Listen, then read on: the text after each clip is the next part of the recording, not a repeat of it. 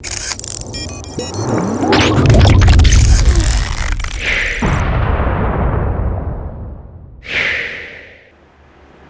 tèmi lẹ́ẹ̀kan sí ni Ọláyọmí Kóìkì, and I can confirm now that on the 12th of February 2021, and I hope you all have those devices ready.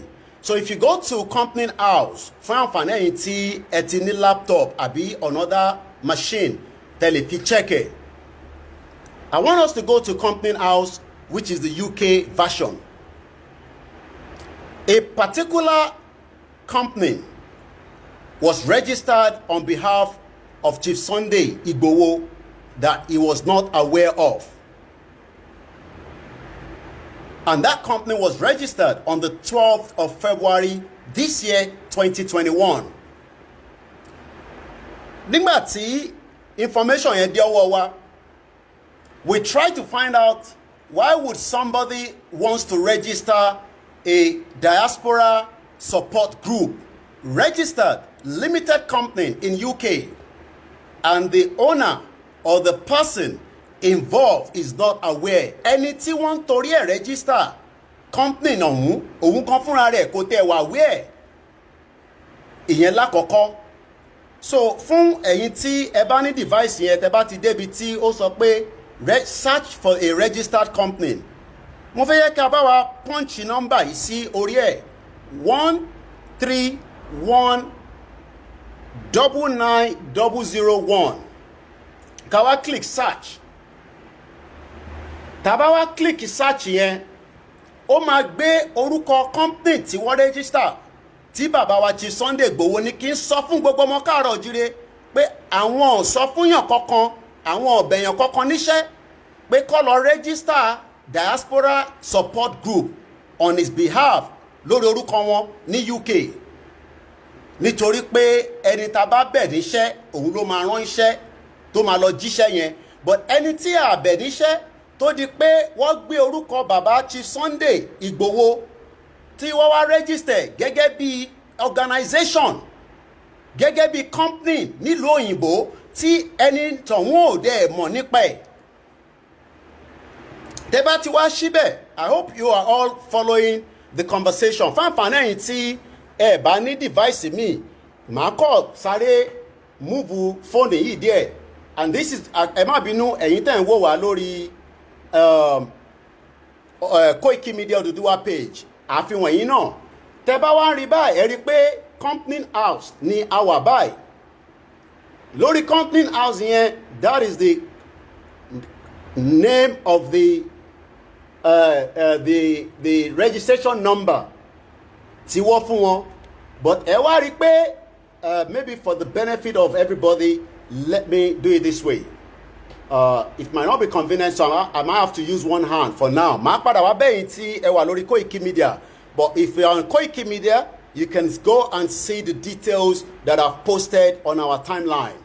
Now, when you look at these, you can see that that is the name of Chief Sunday Adeyemo Igboho Diaspora Supporters Group. It was registered, incorporated. Again, the company number 1319901. The name of the organization is Chief Sunday Adeyemo Igboho Diaspora Supporters Group. Tẹ́ bá wá sí organization yẹn fún ẹ̀yin tí ẹ̀ ń bá wa lọ, ẹ rí pé ó wà registered. Àwọn wo ló register? Kí ni ìdí gan tí wọ́n fi register? Gbogbo yẹn a máa sọ bá ṣe ń bá ètò yẹn lọ. But it says here it was registered, and that is the details of the house. Trend House Limited, Trend House, Darlow Road, Luton, Bedfordshire, United Kingdom, London Uniform 1 Lima Yankee. Ẹ rí pé ó sọ pé company status active, even though pé ó kọ síbẹ̀ pé active proposal to strike off. Ó ní kí lorúkọ company náà is a private limited company by guarantee without share capital use. It was incorporated on the 12th of February 2021. Àwọn wo ni wọ́n ṣí company yìí? Kí ni ìdí tó ṣe ṣí? tí bàbá wa Chief Sunday ò mọ̀ nípa ẹ̀ à lọ síbẹ̀ láìpẹ́ yìí. The company, according to the information here, says first account made up to 28th of February 2022 nígbà tó máa submit account details fún ilé company tí wọ́n ṣí yẹn. What is the nature of business? The nature of business says other service activities not elsewhere classified. Also 99000 activities of extra-territorial organization and bodies. Tábà wá lọ sí àwọn wo gan ni ó wà behind ẹ̀ ẹni tí gbogbo wa mọ̀ dáadáa náà ni. Àmọ́ bàbá wa Chief Sunday Igboho ní àwọn ọmọ kankan nípa organization tí wọ́n ṣí nílùú òyìnbó yìí o kò ní kankan ṣe pẹ̀lú àwọn ọ̀dẹ̀ bẹ̀yàn kankan níṣẹ́ pé kí wọ́n lọ bá wọn ṣí company sí London. Company táwọn ní Nàìjíríà ló wà àwọn ọ̀dẹ̀ sọ fún diaspora kankan àbẹ́ni kankan pé kó lọ ṣí organization. Tẹ́ bá wá rí àwọn wo ni wọ́n jẹ́ àwọn tí wọ́n register ó sọ pé 2 officers a sọ pé Bádéjọ Ọmọrìnọlá Maureen, also the director of this organization that was registered right on the 12th of February 2021. The 2 officers, and the next one there's a secretary, and the secretary is Obayomi Olaposi is the secretary. Let me come back here and then let's show those that are also on the other timeline so that they can also see what we are discussing as well. Lẹ́ẹ̀kan sí mo kí gbogbo wa pé ẹ káàbọ̀ sórí ètò. And as you can see there, for those of you that are watching on Koiki Media, that is the details that we have there. Again, it says Chief Sunday Adeyemo Igboho Diaspora Supporters Group. Once again, a very good evening and welcome to... Sorry for those of you on YouTube, you might want to go on our Facebook page so that you can be able to see the details. Fanfana tí ẹ ń wò wá lórí Instagram, let's show you as well. Torí pé ẹ̀rí ní gbogbo nǹkan láyé. Chief Sunday Adeyemo Igboho Diaspora Supporters Group, company 1319901. And these are the 2 officers registered under that organization. Bàbá wa Chief Sunday ní kí n sọ fún gbogbo yín o, àwọn ọ̀bẹ ẹnì kankan níṣẹ́, àwọn ọ̀dẹ̀ rányàn kankan níṣẹ́ o, pé kí wọ́n lọ bá wọn register company sí United Kingdom. And everybody knows that this is a man that also travels a lot. Now, ẹ jẹ́ ká ṣíwò. Nígbà tí wọ́n bá register company tí a mọ in tí wọ́n fẹ́ fi company yẹn ṣe tó dẹ̀ di pé àwa nísìn tí ẹn tí wọ́n ṣí company lórúkọ ẹ̀ òun gan ọmọ kankan àfìgbà tí investigation débi tí ó jẹ́ kó dé tí àwa realize pé kí nìdí gan tí wọ́n ṣe ṣí company nìyí. What is behind it? What is the motive? It could be for a good motive. There's nobody doubting that. But if the motive was good, how come Chief Sunday Igboho was not told about this company that was registered? Opening a company is not a joke, because everybody knows if you have to open a company, whether it's a small-scale business or it's a large-scale business, what could be behind you trying to open that organization? Kini Digon, when we are fighting for Yoruba Nation and somebody has gone to register a company on behalf of our freedom fighter,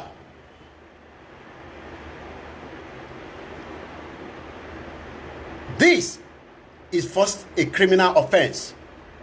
We'll be taking necessary steps, but a ní láti jẹ́ kí gbogbo ẹ̀yin tí ẹ nífẹ̀ẹ́ bàbá wa Chief Sunday Igboho wọ́n ní kí n tún fi tó yín létí o. Whether you live in America, in Canada, in Japan, in South Korea, he has not tell anyone, any single one of you, to open an organization registered one in your country of domain. What is behind registering a company on behalf of Chief Sunday Igboho called Chief Sunday Adeyemo, and his whole full name was used plus his AKA Igboho Diaspora Supporters Group, opened on the 12th of February 2021 this year?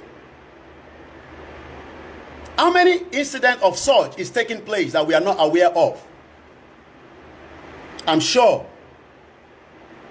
the minds of millions of us, especially at this very crucial stage, when we are fighting for one thing alone, and one thing alone means we are fighting for our freedom.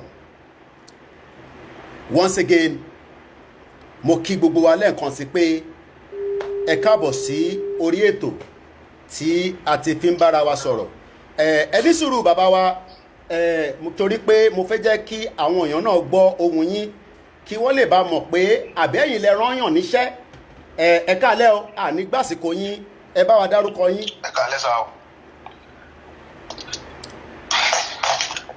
Ẹ bá wa dárúkọ yín fún gbogbo àwọn tí wọ́n ń gbọ́ wa lórí ètò.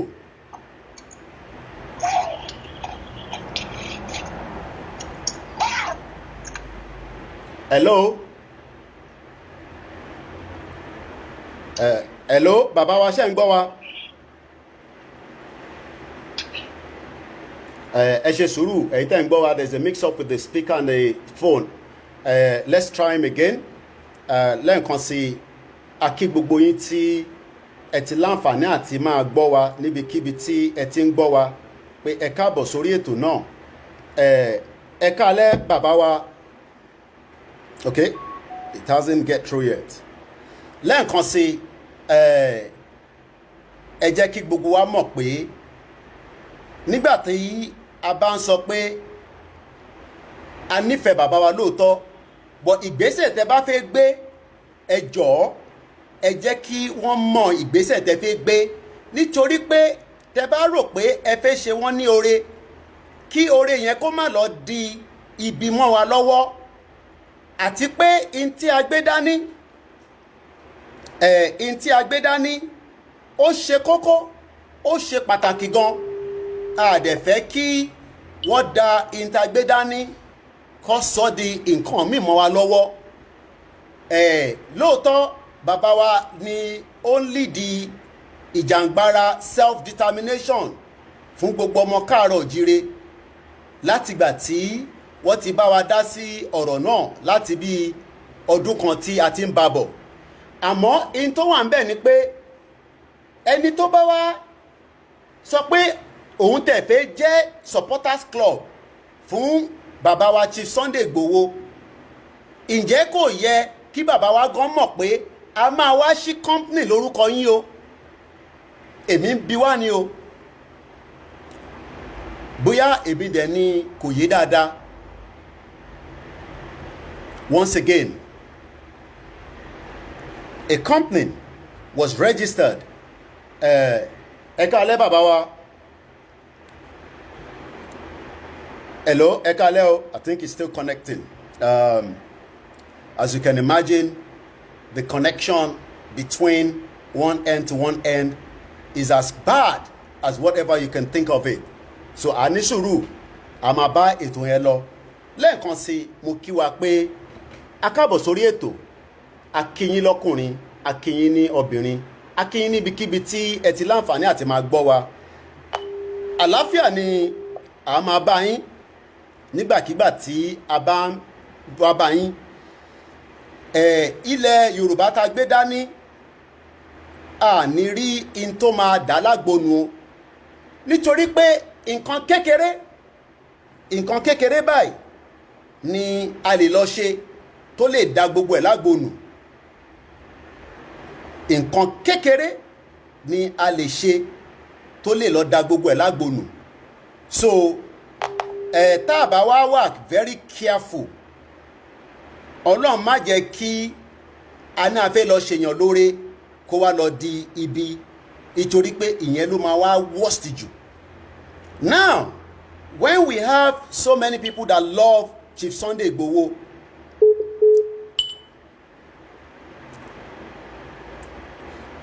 bóyá kẹ́kọ̀ọ́ bá mi fi voice note fi ránṣẹ́ ìbéèrè ni tí mo fẹ́ béèrè ní lẹ́ẹ̀kan sí pé ṣé ẹ̀yin lẹ ní kí wọ́n bá yín ṣí company sí ìlú òyìnbó ẹ jọ̀ọ́ ẹ bá mi dáhùn ìbéèrè yẹn kò jù bẹ́ẹ̀ lọ network is not very good, so that means he might have to send us a voice note. Once again, could there be more people have done the same thing? We continue to work round the clock, day and night, because we want to make sure.